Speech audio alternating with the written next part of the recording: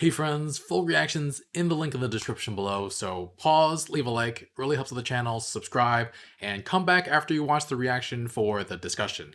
Give you some time to do that. Review and commentary starting in 5, 4, 3, 2, 1.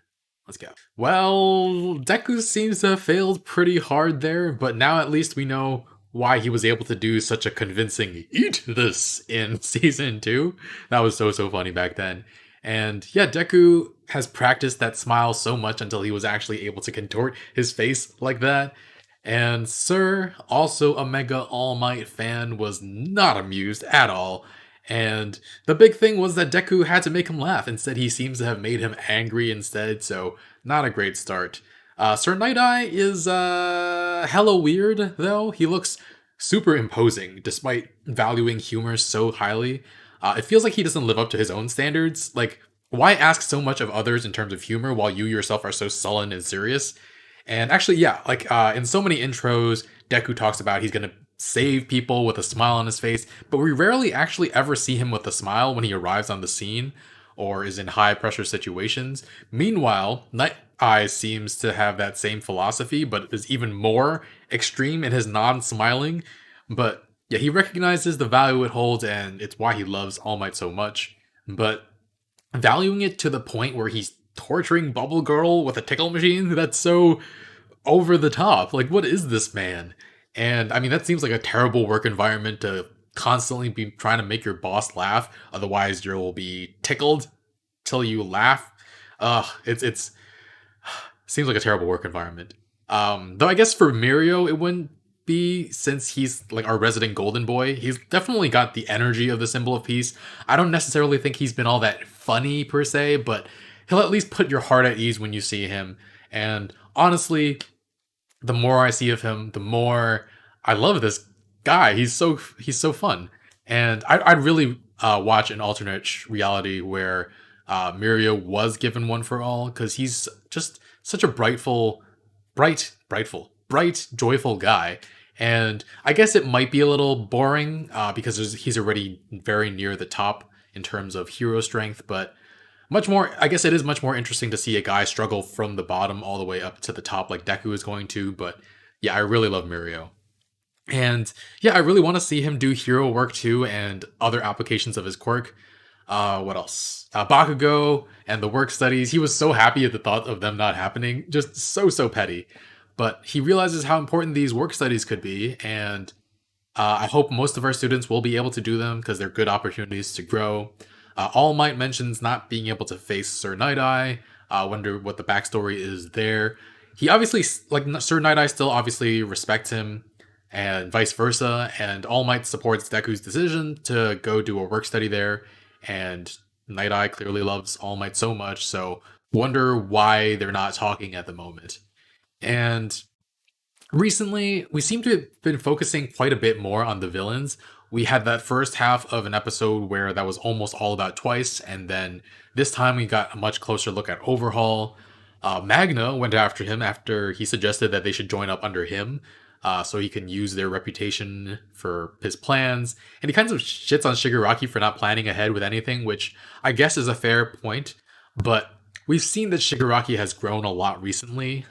From his first attack on the USJ till now, he's a very different person. And I get the feeling he'll have a plan in place pretty soon after these perceived taunts or perceived slights, and also the murder of Magna. So even though Magna is a villain, I kind of feel gutted that she's gone, because like, how often do you see trans representation in like mainstream media? And it's also a very common trope for writers to kill off their queer characters, and that takes a toll on queer people who just see it happen all the time in media. It takes a psychological toll, and I know a lot of queer people who feel like, why even include us if you're just going to kill us off? And I mostly know that happening in Western culture and Western media, though. So I don't know how true that is in Japanese works, though this doesn't necessarily give me that much hope. I have also heard that the hero Tiger is a transgender man, so if anything happens to him, I'll be even more distraught. Compress gets his arm blasted off due to Overhaul's quirk as well. Seems to untouched things just blow up. And now that I think about it, Overhaul is not a normal name for a person. It's probably the name of his quirk, just like All for One was named or was called All for One because that's what his quirk was called.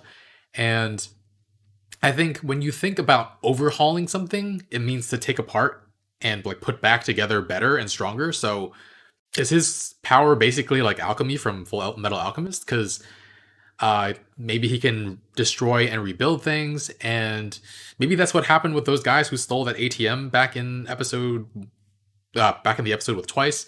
But yeah, with Magna and Compress, maybe he only used the destructive side and didn't build them back up, kind of how Scar does in Full Metal Alchemist. My question is, could he build them back? And it feels like it would be extremely broken if he was able to bring Magna back after he blew her up.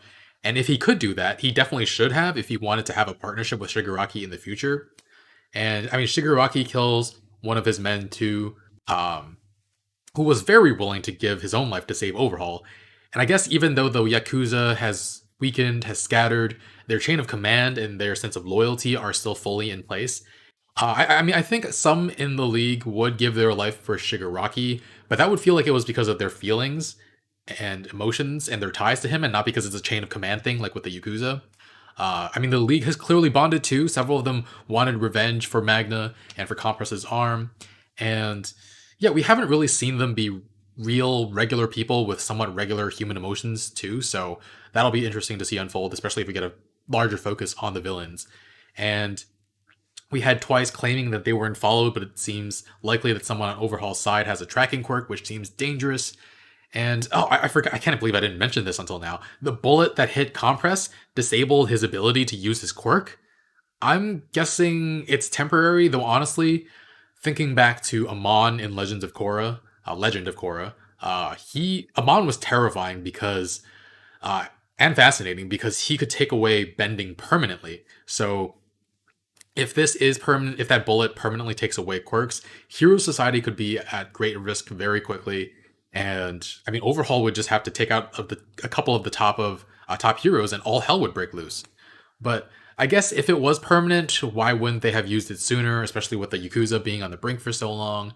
Anyway, the Amon thing wasn't really a spoiler. It's basically a very early season plot point. But now I'll be more vague. I'm thinking if the bullet does take away quirks permanently, do we have a moment like we did at the end of Korra season 1? Because that would be super emotional. But yeah, the idea of permanently taking away quirks, it's scary and it would be very, very dark, but I think it would be far more interesting and it could be really tragic as well. Um, so I'm kind of hoping it goes down that route, even though it would be very, very bad for Hero Society. And what I mentioned earlier about them focusing more on the villains in Legends of Korra, outside of Unalaq, were really, really good. I loved Kuvira, I loved Amon, and I loved Zahir. Oh, they were so great. And I think that's why I actually liked, under unpopular opinion, I actually like Legend of Korra more than Avatar The Last Airbender. So with that, I hope this show, My Hero Academia, continues to focus on the villains and make them just more and more interesting and understand their personalities and their drives more. Not that the show hasn't been freaking excellent so far already, but I think that would absolutely be a great move by the author, whose name I should learn at some point. But yeah, I hope they really delve into that. Anyway, guys, 9 out of 10 for this episode. Might have been higher if I wasn't sad over Magna, honestly, but what can you do? Yeah, thanks for watching. Leave a like, really helps out the channel. And yeah, full reactions are early over on Patreon, 1 week early at the early reaction tier and 3 weeks early at the full reaction tier. So check it out. All right, thanks for watching. I'll see you guys soon. Bye, friends.